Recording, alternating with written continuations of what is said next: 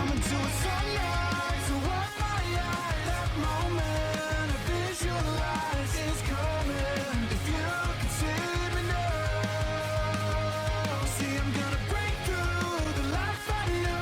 Been waiting, a dream come true. Still aiming. If you could see me now, if you could see me now. Hey guys, welcome back again. We're here with another Hunter x Hunter review and breakdown, and these three episodes. We're covering episodes 128, 129, and 130. 128 was a little over the top, but 129 and 130 were something crazy. And where we ended off on episode 130, I had to try really hard not to go into episode 131 because you guys know where I left off. So, episode 128 starts off right where episode 127 ended, with Youpi and Poof finding what was left of Meruem. And he is basically a charred mess. But they end up deciding to use his Nen ability to save them. We got a glimpse of Meruem's actual Nen ability in an earlier episode where if he consumes somebody, their Nen gets added to his. So, Poof decides to use his segments and basically feed them into the king and use them to start regenerating the king. And he literally disperses himself down to almost the smallest level and just starts flooding the king, all of the cells, his body, and the king starts to like glow. And from what I can tell, he's powering up.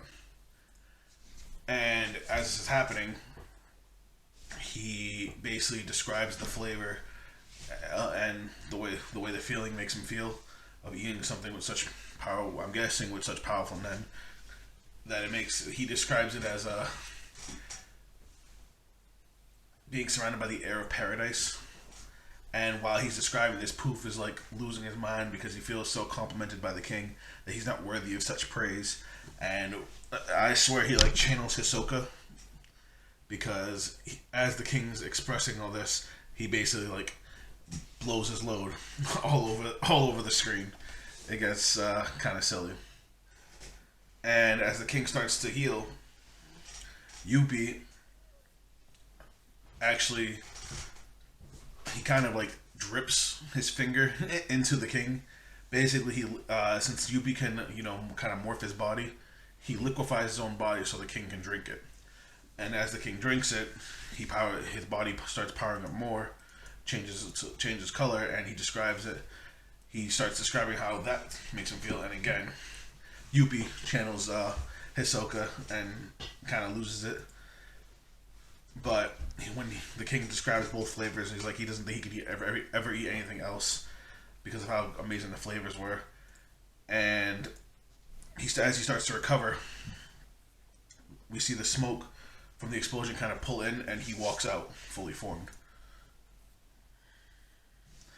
Now, Poof and Youpi are reduced to a little about the same size, about the size of Poof's main body, and the king comes out fully healed, completely regenerated. Now, Poof still has segments that were flying toward the battlefield, but other than that, this is all that's left of Poof. Meruem tries to ask them what happened, why they're so small, why they're so different.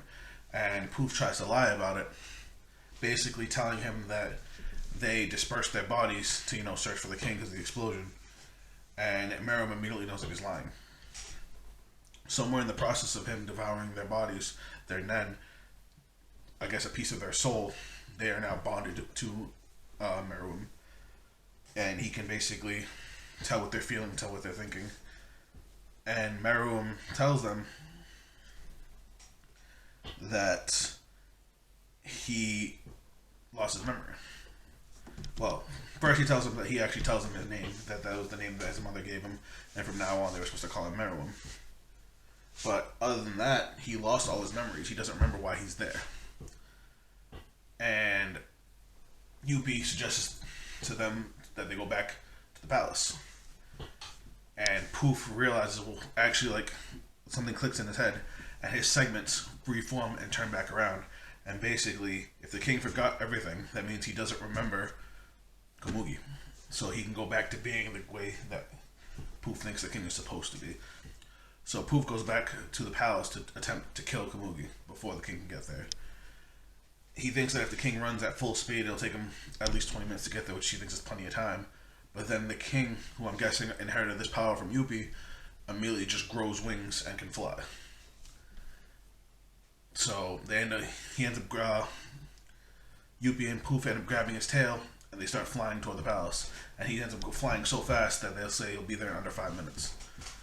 The segments make it to the palace, and they go to the room where Komugi was being healed, except she's gone, and all of a sudden, the segments get hit by Knuckle and Meliorum. At first, they have no idea what's going on, but now APR attaches to the main body of Poof through the segments. It turns out that Palm was actually able to watch Poof the entire time, so as soon as he got there, they were ready and waiting. Now, with APR attached to Poof, they now feel a sense of urgency because they realize that's an ability from the enemy, and the king actually speeds up, and that's where the episode ends. Not much really happens in episode 128. It really was spent just healing Meruem. 129, though, that's where things start getting a little cuckoo.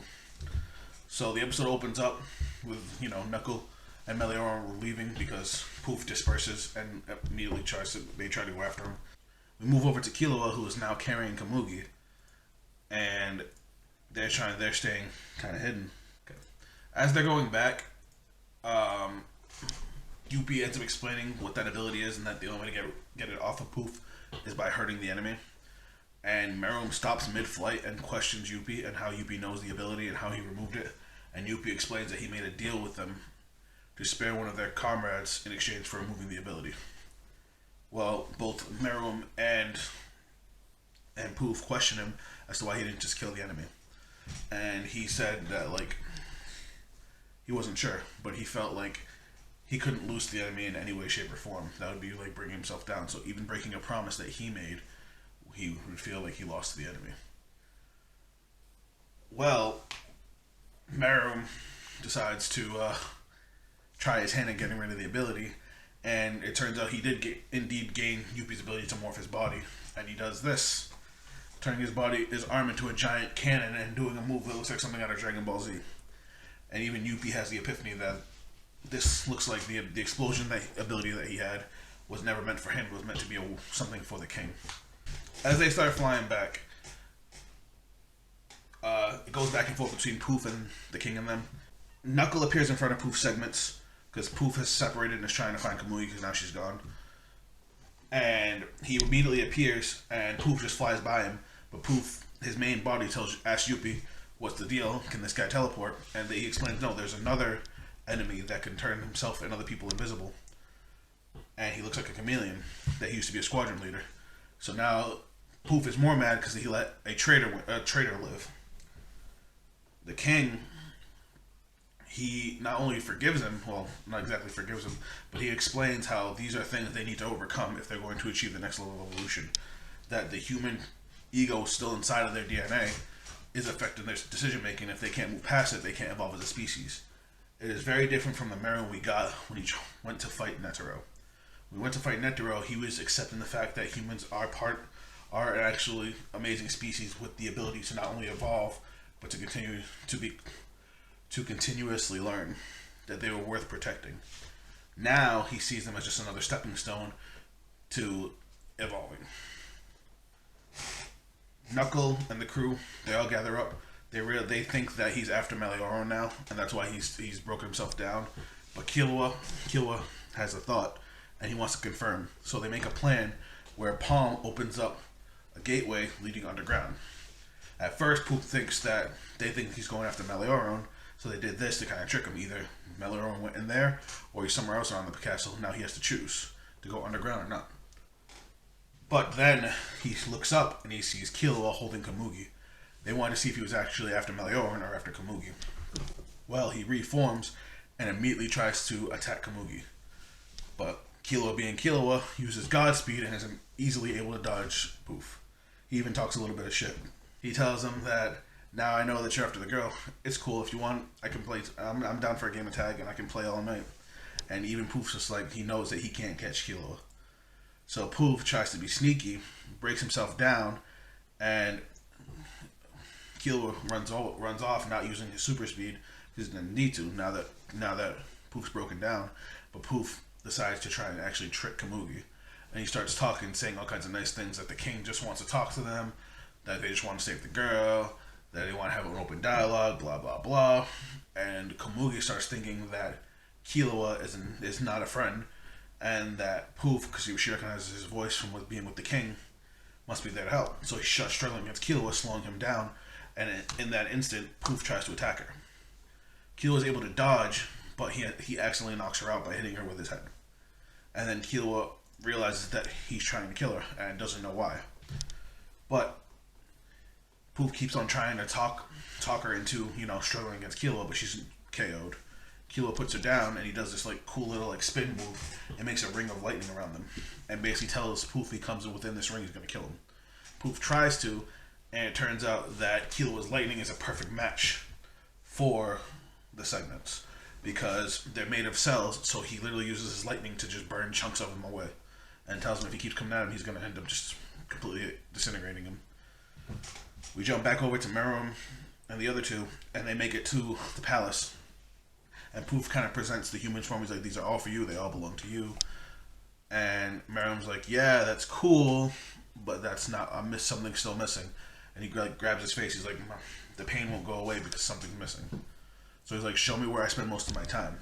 And as they start flying there, even Poof's like, yeah, maybe something to help you jog your memory.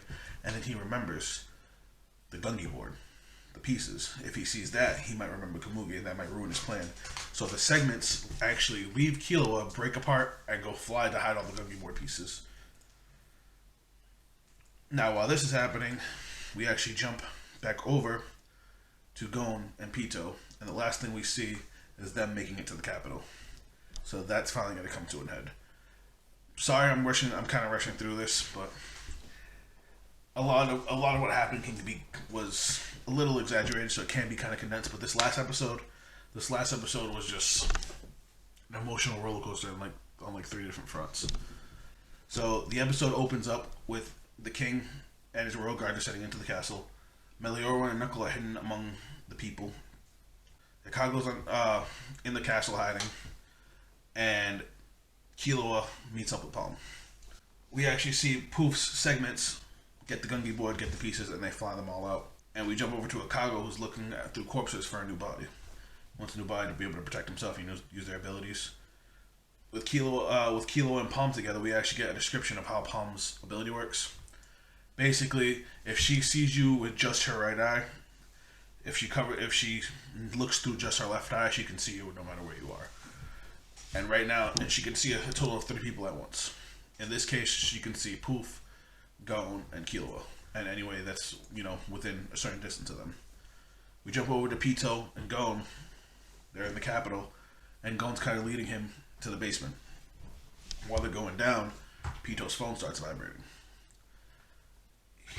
He turns it on, and because of his hearing, he can hear it even though it's in his pocket, where Gon can't.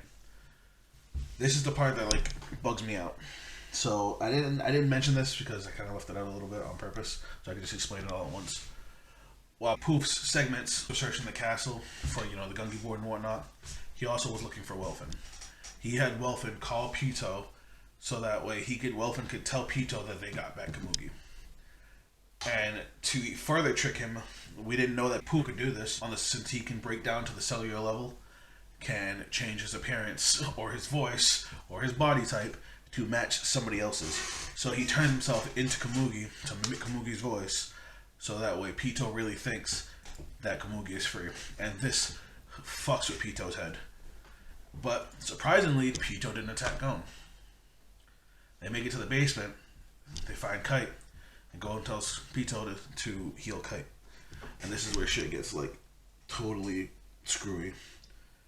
Because after a little bit of hesitation, Pitou tells Gon that, first Pitou asks what his name was.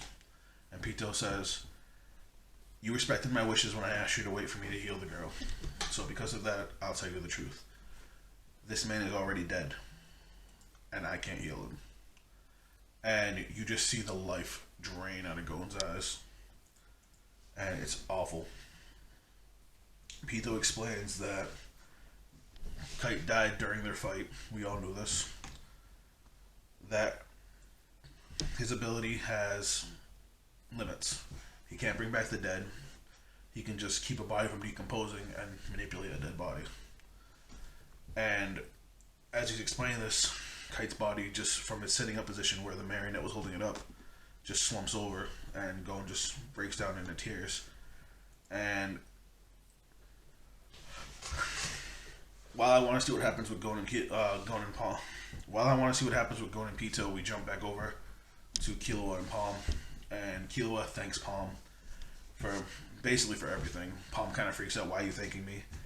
And Killua's like, "Don't worry, this is gonna be the last time. I don't normally thank my friends." But he asks Palm to look in on Gon, and she sees Gon crying on the floor, and she starts freaking out.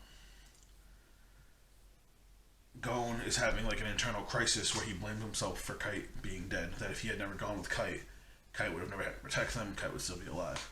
But then he also flips on himself, basically saying it's not his fault. It's Pito's fault. Pito's the one that killed him, which is true. Now, while Gon is going back and forth, he's like lost in what's going on. He sees Pito summon Dr. Blythe. And he thinks, okay, Kite's not really dead. Pito's gonna heal him right now. No. Pito starts working on his own arm to fix the break in his arm from when he broke his arm earlier. And Gon's just like, "Why are you doing that? I don't understand. Heal Kite, you can do that after. Please, you promised." And it's just, he's sitting there crying his eyes out. And it was just, especially the voice acting on this, I know, again, I'm a heathen, I'm watching the dub. But the way it was acted and portrayed was just absolutely amazing. You could feel the pain in like every word he was saying. And we jump back again. Palm's freaking out, watching what's happening, and we get a screenshot that ends showing, like, you know how they do in the ending scene, they make it look all pretty, but it's Pito healing his arm while Gon on the floor, and that's where episode 130 ends. I've already been told that episode 131 is where they finally come to blows. That's where their big fight is. But while I did want to go ahead and do the episode, I didn't want to, overwhelm myself trying to cram 4 episodes into one episode. This is already going on 19 minutes at the time of recording this. But I really like these episodes. Episode 128 was a little weird with Youpi and Pito basically busting a nut, but the other 2 episodes were great. And I'm really excited to get into the next episode. Again, I stream these episodes live on Saturday. You guys can see my live reaction before I do the review. And if you guys want to join me, link to that will be down below. And we usually do it Saturday nights at 9 p.m. Eastern Standard Time. I would love to have you guys there. That's it from me, and I'll catch you guys on the next video. Later.